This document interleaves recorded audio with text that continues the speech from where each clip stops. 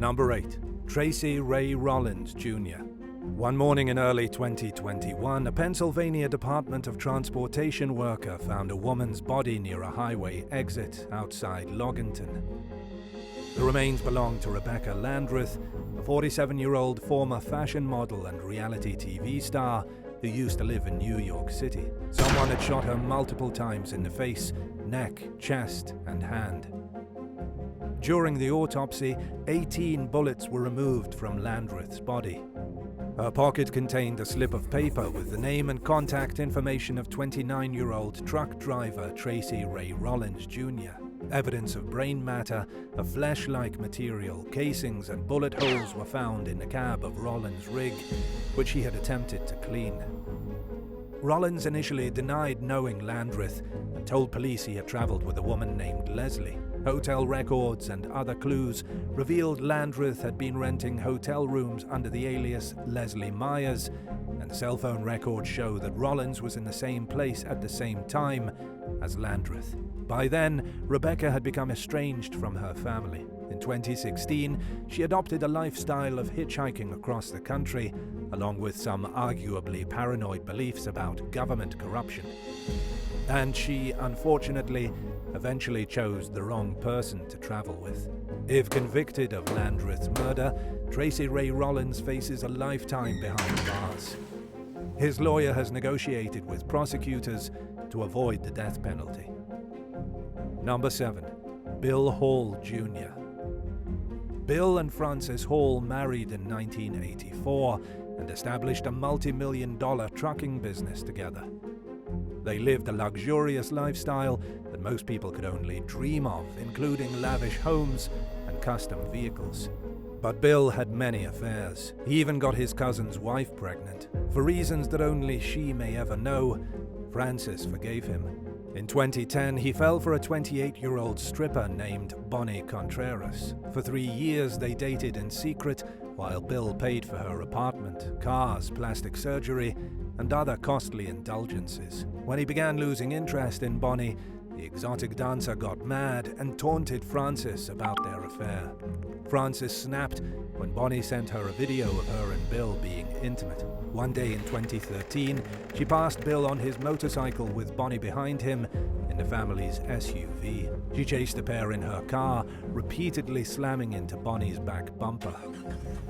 The pursuit reached 80 miles an hour, 129 kilometers an hour, and took a deadly turn when Bill's motorcycle somehow ended up between the two vehicles. He lost control of his bike, ran off the road, and died from his injuries. Frances claimed Bonnie kept braking recklessly, but her story didn't hold up in court. She was convicted of murder and aggravated assault, but the judge believed she was remorseful and only sentenced her to 2 years behind bars. Number 6. Clark Perry Baldwin.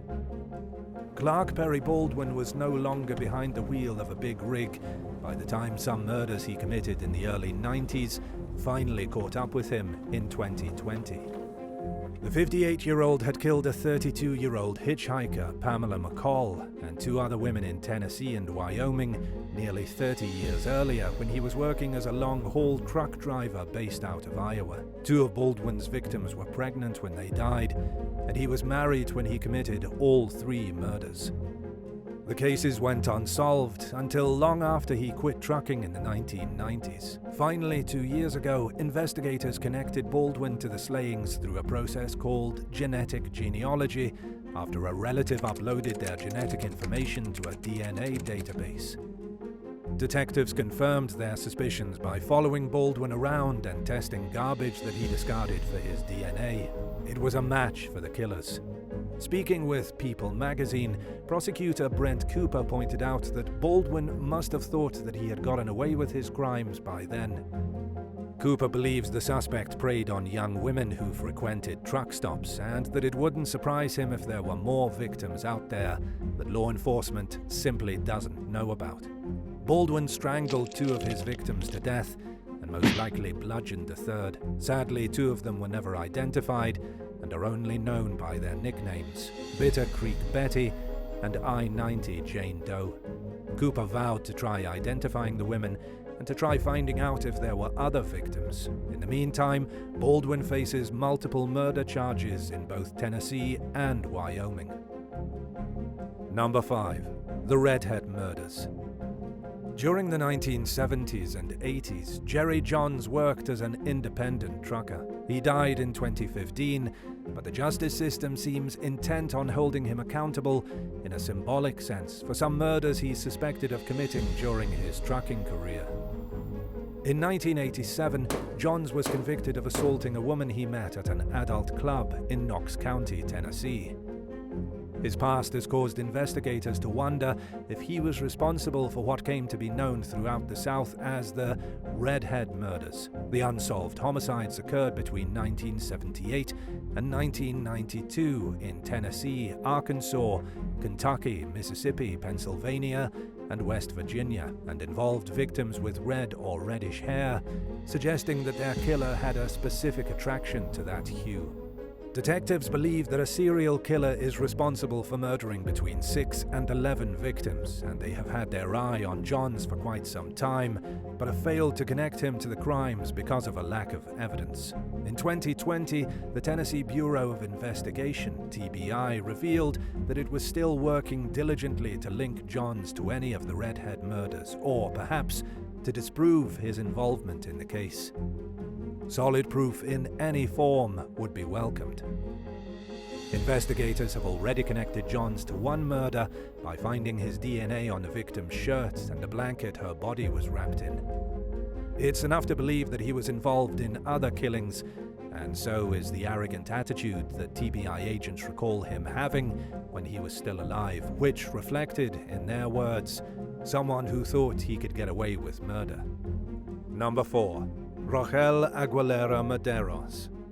Rogelio Aguilera Mederos is a Cuban immigrant who moved to the USA searching for a better life for himself and his family, including his wife and a young son. He became a truck driver and deeply valued his life in America, but his career and fresh start were unfortunately short-lived. In April 2019, when Mederos was just 23 years old, he lost control of his brakes while driving an 18-wheeler loaded with lumber outside Denver, Colorado. He was traveling downhill during rush hour when the malfunction occurred, resulting in a 28-vehicle pileup that killed 4 people and injured many others. Prosecutors claimed that the young man was speeding. They also accused him of driving past several emergency ramps that he could have used to avoid the disastrous crash, which local police described as one of the worst accidents that has ever happened in the area. But Mederos had no prior criminal record, and there were no drugs or alcohol in his system when the tragedy happened. He was also deeply remorseful and apologized profusely in court for all the pain and suffering his actions caused. The visibly distraught defendant took responsibility for the crash and said that he had never thought about hurting anyone in his entire life. He tearfully begged for forgiveness and said he wished for everyone's pain to go away. The judge acknowledged Mederos didn't mean to hurt anyone, but Colorado's minimum sentencing guidelines required him to impose a 110-year sentence for the 27 charges that the jury had convicted him of. The seemingly unforgiving sentence sparked widespread outcries among activists who called on a state's governor to commute Mederos' sentence. Truckers united in a boycott to show their support for the man, and even the prosecutor, whose job often involves fighting to put a suspect behind bars for as long as possible, sought a reduced sentence. And their demands were heard. Late last year, Governor Jared Polis acknowledged that Mederos' sentence was unjust and reduced it to 10 years, less than 1/10 of the time he was initially facing. Mederos will be eligible for parole in 2026. Number 3. Bruce Mendenhall. On June 26, 2007, a young mother named Sarah Hulbert was found shot to death at a truck stop in Nashville, Tennessee. Detectives connected surveillance footage of the suspected killer's truck to a man named Bruce Mendenhall. They found evidence linking him to another homicide of an Indiana woman who had recently vanished. Police found a rifle, handcuffs, latex gloves, electrical tape, and other disturbing items that the suspect presumably used to restrain and torture his victims. DNA testing of the evidence connected Mendenhall with at least 5 murdered women. Most were young prostitutes who had been shot to death. Investigators believe Mendenhall killed at least 6 to 9 women, and possibly more. He was charged with 4 murders in Alabama, Indiana, and Tennessee. Mendenhall is serving a life sentence for the shooting death of Samantha Winters, who was found dead in Tennessee just days after Sarah Hulbert was murdered. Although he'll never see freedom again, he's still under investigation connected with murders in Georgia, Illinois, New Mexico, Oklahoma, and Texas. Only time will tell the true extent of his heartless killing spree. Number 2. John Gwynn. A 55-year-old truck driver from Texas named John Gwynn recently found himself in hot water with the law after he allegedly struck and killed a pedestrian and fled the scene in Albuquerque, New Mexico. He passed through a green light when he hit the victim, who was crossing the street. Witnesses told police that the trucker pulled into a nearby gas station parking lot, inspected his rig for damage, and then drove off. By the time officers caught up to Gwynn, he had just picked up a woman who wasn't involved in the crash. Nevertheless, they took him in for questioning and noticed that he seemed drowsy and was mumbling to the point of being difficult to understand. He denied hitting anyone, but had methamphetamine in his pocket and failed sobriety tests, leading investigators to conclude that he was under the influence of a stimulant and too impaired to drive safely. Gwynn faces charges of vehicular homicide, methamphetamine possession, and leaving the scene of an accident resulting in death. His mother, Doris Doty, told the press that Gwynn would have to get a public defender because he doesn't have a nickel to his name. Number 1. Terrence John Keeping. In November 2020, police in Nova Scotia, Canada, seized 9 kilograms of cocaine with an estimated value of $1 million from a long-haul truck driver named Terrence John Keeping. They also found 140 packages of cannabis edibles, several cases of illegal tobacco, and $7,000 in cash. The bust resulted from a lengthy investigation involving several law enforcement agencies, including the Canada Border Services Agency, the Royal Canadian Mounted Police, RCMP, and the Halifax Regional Police. They charged the 31-year-old trucker with 6 crimes, including possession of cocaine to traffic, possession of cannabis to distribute and sell, and possession of property obtained by crime. Keeping was released on a $10,500 bond guaranteed by his mother while the case played out. He had to adhere to strict rules, including an 11 p.m. curfew, but could continue working and was granted exceptions for work-related travel. Each run had to be approved in advance, and Keeping's truck was searched upon each return. In the meantime, he was ordered not to own any guns or use any drugs. This wasn't the first time he found himself on the wrong side of the law for allegedly trafficking drugs. Keeping had faced similar allegations in 2014 and had pleaded guilty to the lesser offense of possession for a $1,000 fine. Late last year, he pleaded guilty to the cocaine and cannabis charges in relation to the more recent incident. He did this to avoid going to trial and in exchange for getting several of the charges dropped. His sentencing was scheduled for March, but was adjourned at Keeping's request. Now he's asking to revoke his guilty pleas, and his lawyer has asked to step down from the case, citing a breakdown in her relationship with Keeping. The judge released the attorney from the case and gave Keeping some time to find a new lawyer.